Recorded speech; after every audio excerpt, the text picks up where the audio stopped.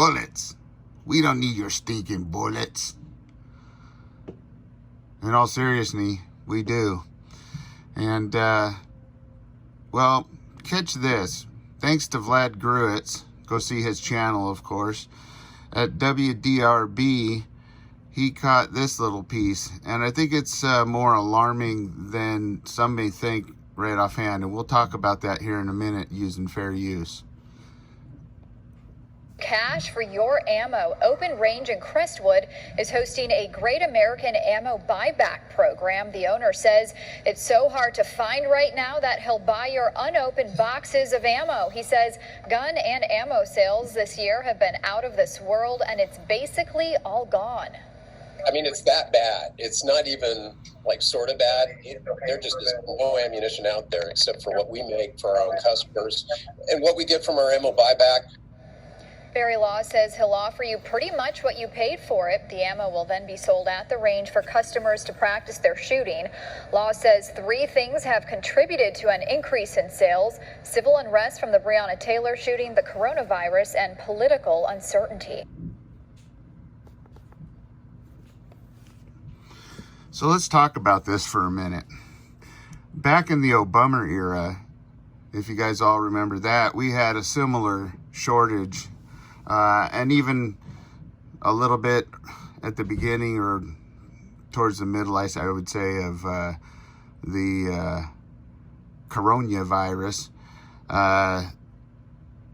We started to see some. And so at that time, back in the Obama era, I thought, I just find it hard to believe that so many gun manufacturers and ammunition manufacturers out there can't figure out how to get enough ammo out there for the public. I just found it hard to believe that that they couldn't at least keep something on the shelves. And back then, it wasn't as bad as it is right now.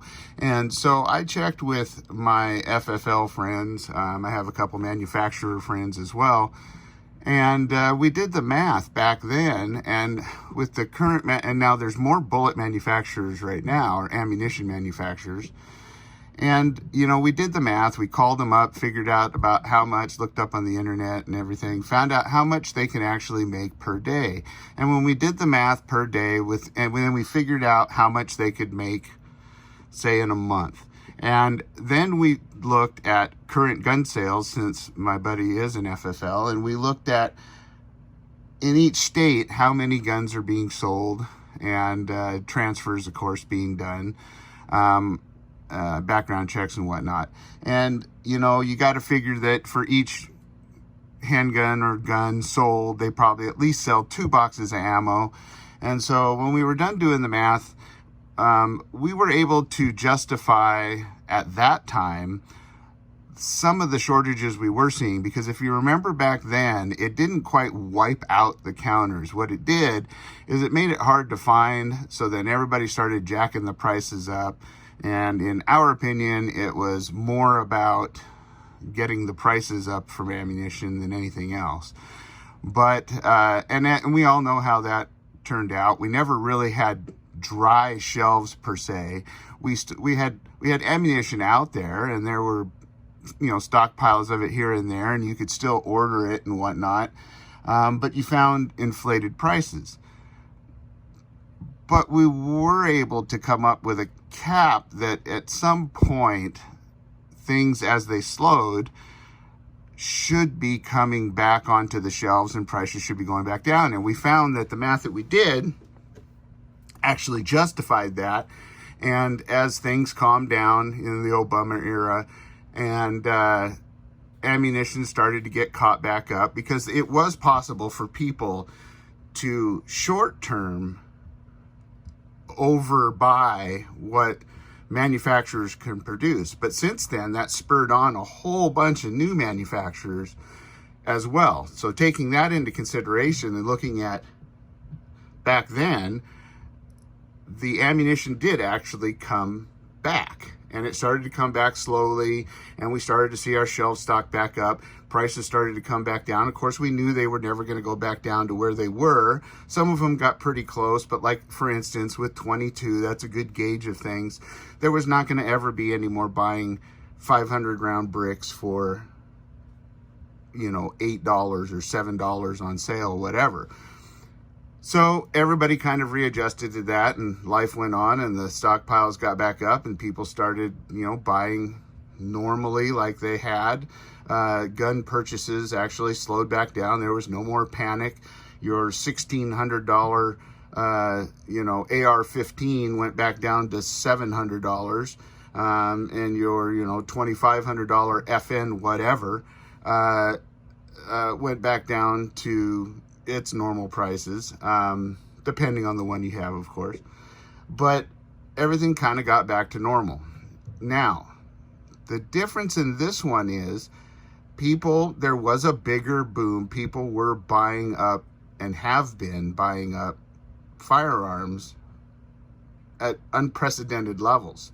So we did the math again, figuring everybody buy at least a couple boxes. And then, of course, we threw in some added figures for people who were stockpiling because of current civil unrest, like they say in the article or in the news clip, and shortages, as well as the CV thing we have going on. And we gave ourselves a little bit more buffer room. But what doesn't make sense is yes, we could have wiped it out for a short period again. The hump just moved back. And at some point, we would crest and come out to kind of a stabilization point where at least the ammo would be coming in at higher prices and be able to be stocked back up on the shelves, because people will get to that break point where they're just not going to buy it for that price, and it'll start to sit and gain back up. But the problem is that's not happening. And gun sales have been going down because the other odd thing we have going on is gun manufacturers aren't able to even keep up. And we're seeing shortages of firearms on the wall. I just find that extremely hard to stomach. I just think what we're seeing here is something different.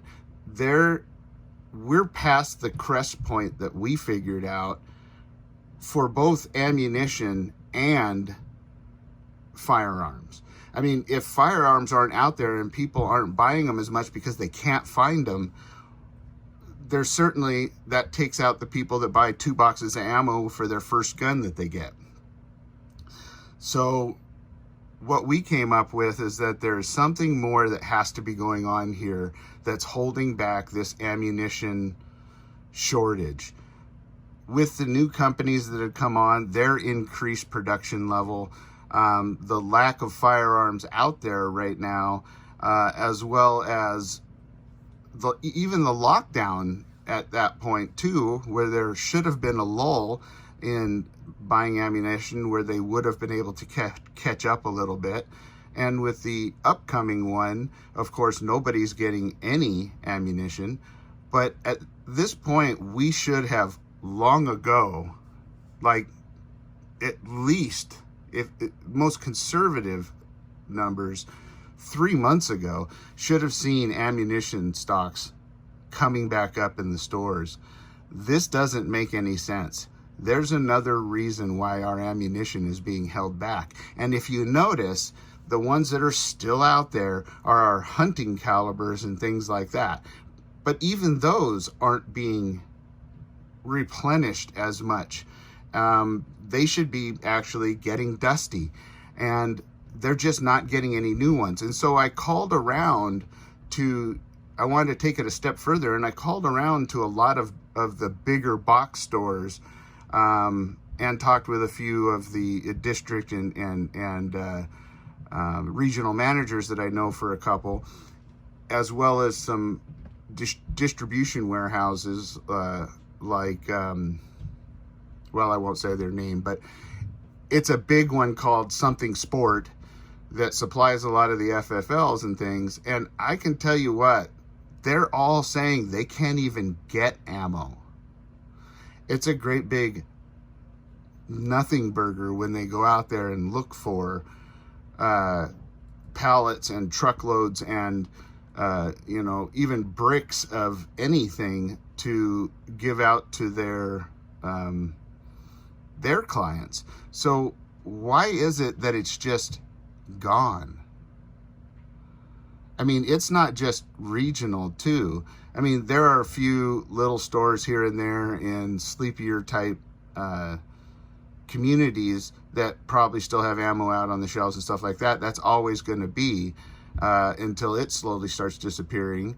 But for the most part, when you have places like this place that you just watched saying we can't even get it and we're having to make our own, that's not normal. Not at the amount of ammunition that these manufacturers could produce if they wanted to. So if you're catching my drift there is something else going on here. And I think we need to take a good hard look at it and start asking some really serious questions, because there is no way that it's not even coming to the shelves. I mean, you go into like our local Sportsman's and you ask them, have you ordered ammo? And they said, if we could get it, it would be out. That's a pretty big store to say, if we can get it. Of any people, they should be able to get it. And Wally World, of course, same thing. Even though they're not getting any of the fun ammo anymore, they're not able to even get their unfun ammo. So this is something we need to keep an eye on. And if I were you, practice with your 22. Don't spend the good stuff and buy up what you can. So thank you again for your support, everybody. Like, share, and subscribe. Got an email address that'll be up on this one too, as well as a link to the Vlad Gruitz for finding this one. And I appreciate you guys all. I appreciate the community that's being built here and all your support. It really is wonderful. Keep it coming, and keep giving me ideas and things you'd like to see, and questions, comments, advice, anything. If you disagree, please let me know. You know, even if that's a thumbs down. I'd prefer all thumbs up, of course, but you know, we'll take a thumbs down too occasionally. I'm not perfect, and neither is anyone else. So, but there's one thing for sure. I love you all. So from Rip Curl, I want to say, you guys stay safe, secure, and prepared for anything. And remember, back in the old days, there was no such thing as preppers. It was called life. And I want you all to know you can rest in peace knowing you're prepared.